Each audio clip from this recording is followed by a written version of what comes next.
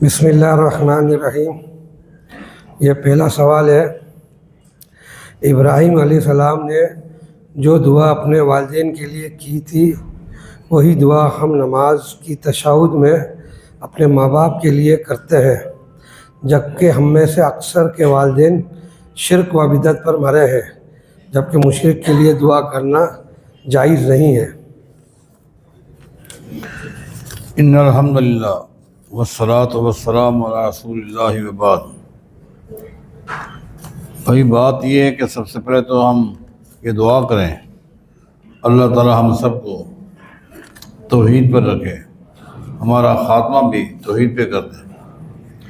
ہمارے اکابرین میں سے کس کا انتقال کس حالت میں ہوا ہے، ہو سکتا ہے کہ بعض کو علم ہو بعض کو علم نہ ہو، آخری وقت اس کا چونکہ قرآن و حدیث پر ایمان بھی تھا، اللہ اور اللہ کے رسول پر بھی ایمان تھا، آخری وقت ان کے کلمات کیا تھے، ان کی سوچ کیا تھی، کوئی نہیں جانتا۔ معاملہ اللہ تعالیٰ کی ذات پر ہے۔ اگر کوئی شخص اپنے والدین کے بارے 100% جانتا ہے، وہ آخر وقت تک شرک پر تھا اور اس کا انتقال شرک پر ہی ہوا، تو اس کے لیے تو پھر کوئی دعا ہے ہی نہیں۔ لیکن اگر معاملہ کلیئر نہیں ہے تو عمومی بات ہے کہ آپ دعا کریں، اور آپ نہیں جانتے، اللہ تعالیٰ عالم الغیب ذات ہے، وہ بہتر جانتے ہیں۔ اگر اس کا عقیدہ صحیح تھا تو اللہ تعالیٰ آپ کی دعاؤں سے فائدہ دے گا، اگر عقیدہ صحیح نہیں تھا آپ دعا کریں تب بھی ایک جیسی بات ہے، نہ کریں ایک جیسی بات ہے۔ اس لیے دعا تو کرنی چاہیے، معاملہ اللہ پر ہے۔ اگر وہ مشرک ہے تو اللہ تعالیٰ بہتر جانتا ہے، آپ کی دعاؤں کا فائدہ نہیں ہے۔ اگر وہ مشرک نہیں تھا یقیناً فائدہ ہے، لیکن معاملہ اللہ تعالیٰ کی ذات پر چھوڑ دیا جائے۔ ایک مشروط قسم کی یہ دعا ہوتی ہے، مشروط قسم کی ایک مومن دعا کرتا ہے کہ اللہ تو بہتر جانتا ہے۔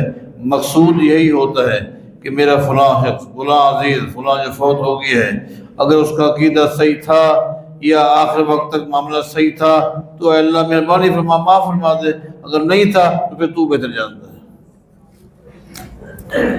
سوال یہ ہے، کیا ایسی کوئی حدیث ہے کہ جب امام خطبے کے لیے ممبر پر چڑھ جائے تو کوئی نماز اور کوئی کلام نہیں؟ میرے علم میں ایسی کوئی حدیث نہیں ہے، بلکہ یہ بات بالاتفاق محدثین کے ہاں کہ جو بھی شخص جس وقت آئے، چاہے امام خطبہ دے رہا ہو یا خطبے کے درمیان بیٹھا ہو یا دوسرا خطبہ دے رہا ہو، تو آنے والا اس وقت تک نہیں بیٹھ سکتا جب تک کہ وہ 2 رکعت نہ پڑھے۔ 2 رکعت پڑھنی ہے یا پڑھنے کا حکم ہے، چاہے وہ امام 2 خطبوں کے درمیان بیٹھا ہوا ہے تب بھی اگر اسی وقت بھی آتا ہے وہ 2 رکعت پڑھے گا۔ جب پڑھنے کا حکم ہے تو یہ بات بعید از عقل ہے، باقی رہا حدیث میں ہے یا نہیں میرے علم میں نہیں ہے۔ سوال یہ ہے، نماز جنازہ مسجد میں افضل ہے یا میدان میں؟ نماز جنازہ مسجد میں بھی ثابت ہے، میدان میں بھی ثابت ہے۔ افضلیت کے لیے کوئی ایسی حدیث نہیں ہے، میرے علم میں کوئی ایسی حدیث نہیں ہے جس میں ہو کہ میدان میں پڑھنا افضل ہے یا مسجد میں پڑھنا افضل ہے۔ لہذا جب نہیں ہے تو جہاں بھی پڑھیں گے انشاءاللہ ثواب برابر کا ہے، آپ پڑھ سکتے ہیں۔ افضلیت کے لیے میرے علم میں نہیں ہے۔ نبی علیہ السلام نے نماز جنازہ میدان میں بھی پڑھی ہے، اور نبی علیہ السلام نے، میں نے آپ کو بتایا تھا کہ مسجد نبوی کے اندر بھی آپ نے کئی نماز جنازہ پڑھائی ہیں۔ اسی طرح آپ کو معلوم ہے ابو بکر صدیق رضی اللہ تعالیٰ عنہ فوت ہوئے، نماز جنازہ کہاں ہوئی؟ مسجد میں ہوئی۔ عمر بن خطاب فوت ہوئے، نماز جنازہ کہاں ہوئی؟ مسجد میں ہوئی۔ سعد بن وقاص فوت ہوئے، جنازہ کہاں ہوا؟ مسجد میں ہوا۔ لہذا مسجد بھی صحیح ہے، باہر بھی صحیح ہے۔ افضلیت کی نہ کوئی دلیل ہے، لہذا جب دلیل نہیں ہے تو کچھ نہیں کہہ سکتے۔ سوال یہ ہے کہ بعض عورتیں اپنی خوبصورتی کے لیے اپنے چہرے کے اوپر بال یا نشانات کو ختم کر دیتی ہے، یہ کرنا کیسا ہے؟ دیکھیں، خوبصورتی 2 طرح کی ہے۔ ایک تو یہ ہے کہ شریعت نے صراحت کے ساتھ جن چیزوں کی وضاحت کی ہے کہ وہ عورتیں ان پر اللہ تعالیٰ کی لعنت ہے جو اپنی بہوؤں کو بری کرتی ہیں حسن و جمال کی خاطر، اسی طرح دانت تشواتی ہیں حسن و جمال کی خاطر، تو ایسی عورتوں پہ لعنت ہے۔ تو ایسے کام کے لیے اگر اس کا خاوند بھی کہے، کوئی بھی کہے، تو یہ کام ناجائز ہے۔ اس کے علاوہ اس کا خاوند چاہتا ہے کہ مزید جو یہاں بال آ گئے ہیں، چونکہ عورت کے لیے حکم داڑھی وغیرہ کا نہیں ہے، جو داڑھی دکھوائے وغیرہ، بعض عورتوں پر بال آ جاتے ہیں، اس طرح کے بالوں کو مونچھیں بڑھ جاتی ہیں، ختم کر دینا، اس میں کوئی حرج نہیں ہے۔ لیکن جو مخصوص چیزیں ہیں جن کے لیے وضاحت آ گئی ہے کہ دانت تشوا نہیں سکتی، بھویں باریک نہیں کر سکتی، یہ کام نہ کرے، اور باقی اگر کوئی مشورہ یا خاوند کہتا ہے تو حسن و جمال کی خاطر وہ کام کر سکتی ہے۔ واللہ اعلم بالصواب۔ میت کو دفنانے کے بعد بار بار اس کا جنازہ پڑھنا کیسا ہے؟ جنازہ پڑھ سکتے ہیں، بار بار جنازہ پڑھ سکتے ہیں، اور یہ جو لوگ اعتراض کرتے ہیں ان کو بھی اعتراض نہیں کرنا چاہیے۔ یہ ایک دعا ہے، جنازہ ایک دعا ہے، لہذا بعد میں 2 مرتبہ 10 مرتبہ پڑھ سکتے ہیں۔ بلکہ ابھی میں پرسوں مطالعہ کر رہا تھا تو میرے پاس ایک کتاب ہے، وہ ایک بہت بڑے احناف کے محقق عالم دین گزرے ہیں، مولانا سرفراز صفدر صاحب، بہت بڑے محقق گزرے ہیں، احناف کے چوٹی کے عالم گزرے ہیں۔ ان کی کتاب ہے مقام ابی حنیفہ۔ امام ابو حنیفہ رحمہ اللہ کی عظمت کو، شان کو مقام نے بیان کیا ہے۔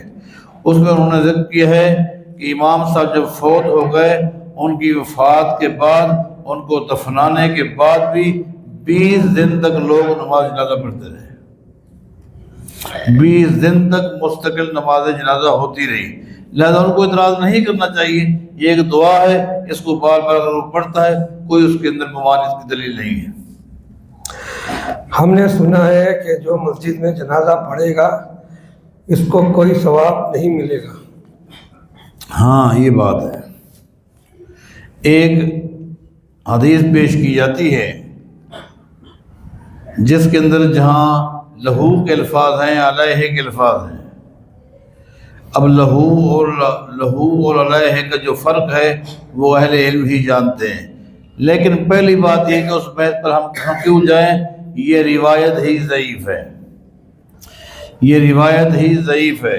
جو لوگ اس کا معنی یہ کرتے ہیں کہ جو مسجد میں نماز جنازہ پڑھے گا اس کو کوئی ثواب نہیں ملے گا، یہ جو معنی کرتے ہیں، پہلی بات یہ ہے کہ 2 طرح کے الفاظ ہیں، لہو کے الفاظ بھی ہیں اور علیہ کے بھی معنی ہیں۔ اگر دونوں الفاظ کو ہم جمع کرتے ہیں تو اس کا معنی یہ نہیں بنتا جو کیا جاتا ہے کہ ثواب نہیں ہوتا، بلکہ اس کا معنی یہ بنتا ہے کہ نماز جنازہ مسجد پڑھنے میں بھی کوئی حرج نہیں ہے، کوئی حرج نہیں ہے۔ لیکن پہلی بات یہ ہے کہ یہ حدیث ضعیف ہے، حدیث ضعیف ہے۔ جب ضعیف ہے اور اس کے مقابلے میں صحیح احادیث موجود ہیں، میں نے آپ کو صحیح مسلم کے حوالے سے بتایا تھا کہ نبی علیہ الصلوۃ والسلام نے سہل کی نماز جنازہ، سہیل کی نماز جنازہ مسجد نبوی پڑھی تھی۔ اب یہ بالاتفاق صحیح حدیث ہے۔ جب حدیث صحیح موجود ہے اور مسجد میں نماز جنازہ پڑھنا ثابت ہے، کوئی عذر بھی نہیں ہے، کوئی عذر بھی نہیں ہے۔ ابوبکر صدیق کی نماز جنازہ پڑھی گئی مسجد نبوی میں، کوئی عذر نہیں تھا۔ عمر بن خطاب کی نماز جنازہ کوئی عذر نہیں تھا۔ لہٰذا آپ کیا کہیں گے، یہ عمل نبی علیہ السلام کا ہے، خلفائے راشدین کا ہے، صحابہ کرام کا عمل ہے مسجد کے اندر نماز جنازہ پڑھنا۔ آپ کیسے کہہ سکتے ہیں؟ یہ صحیح احادیث ہے۔ ان کے مقابلے میں ایک حدیث جو متکلم فی ہے، ضعیف روایت ہے، اس کو لے کر، اور اس میں بھی 2 طرح کے معنی بنتے ہیں، 2 طرح کے الفاظ ہیں، ان کو جمع کرتے ہیں تو معنی وہ نہیں بنتا جو معنی آپ حضرات کر رہے ہیں۔ لہذا خلاصہ کلام یہ ہے، یہ بات غلط ہے کہ مسجد کے اندر نماز جنازہ پڑھنے سے کوئی ثواب نہیں ہوتا، یہ معنی بھی غلط ہے اور یہ روایت بھی صحیح نہیں ہے۔ سبحان اللہ۔